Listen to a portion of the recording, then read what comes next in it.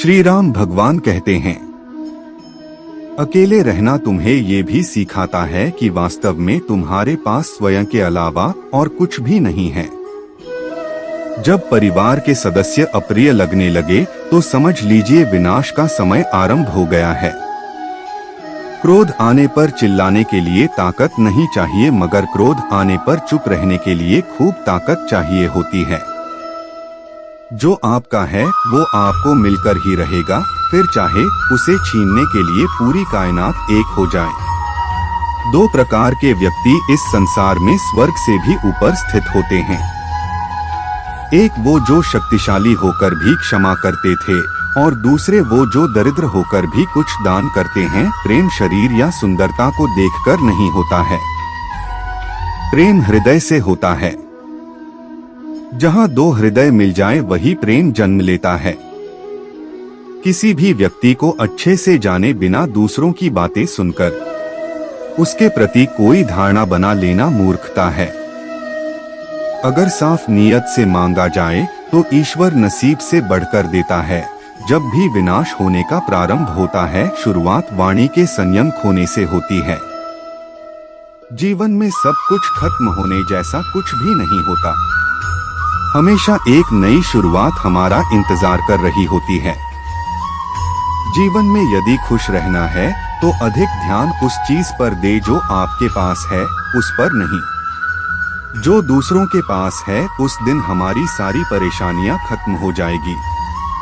जिस दिन हमें यकीन हो जाएगा कि हमारा सारा काम ईश्वर की मर्जी से होता है।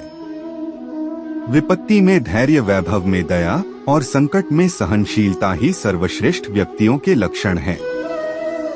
जो व्यक्ति स्पष्ट और सीधी बात करता है उसकी वाणी कठोर जरूर होती है, लेकिन वह कभी किसी के साथ छल नहीं करता।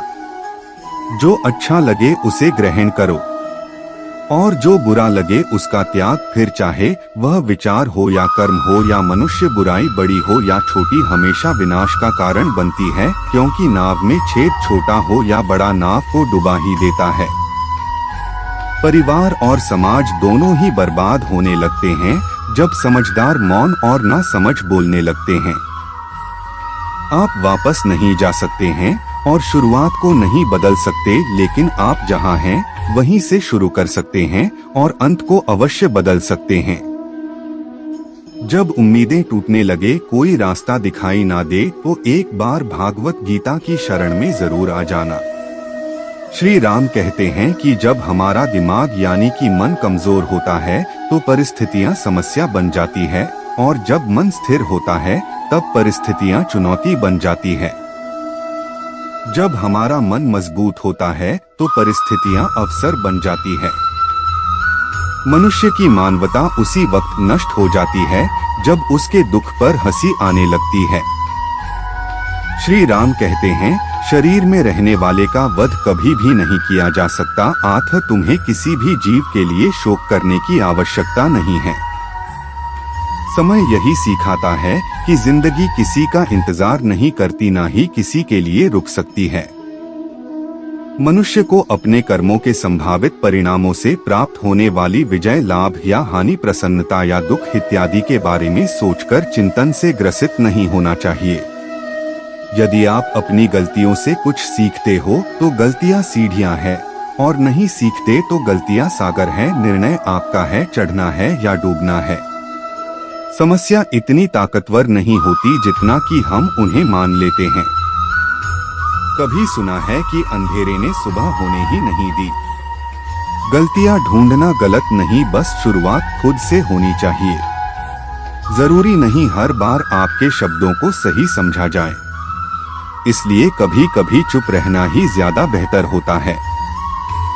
जो जितना अधिक शांत होता है वो उतना ही गहराई से अपनी बुद्धि का प्रयोग कर सकता है। सबसे समझदार और स्थिर बुद्धि वाला व्यक्ति वही है जो सफलता मिलने पर अहंकार में नहीं आता और विफलता में गम में नहीं डूबता।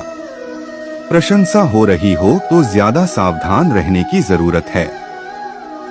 जिसने मन को जीत लिया है उसके लिए मन सर्वश्रेष्ठ मित्र है, किंतु जो ऐसा नहीं कर पाया उसके लिए उसका मन सबसे बड़ा शत्रु बना रहेगा। नकारात्मक विचारों का आना तय, परंतु ये आप पर निर्भर करता है कि आप उन्हें कितना महत्व देते हैं। हमेशा याद रखना, बेहतरीन दिनों के लिए बुरे दिनों से लड़ना पड़ता है। जीवन में कुछ भी स्थायी नहीं है, इसलिए स्वयं को अधिक तनावग्रस्त ना करें, क्योंकि परिस्थितियां चाहे कितनी भी खराब हो बदलेगी जरूर। संसार में परेशानी देने वाले की हस्ती कितनी भी बड़ी क्यों ना हो, पर भगवान की कृपा दृष्टि से बड़ी कभी नहीं हो सकती। प्रेरणा का सबसे बड़ा स्रोत आपके अपने विचार है, इसलिए बड़ा सोचें और खुद को जीतने के लिए हमेशा प्रेरित करें।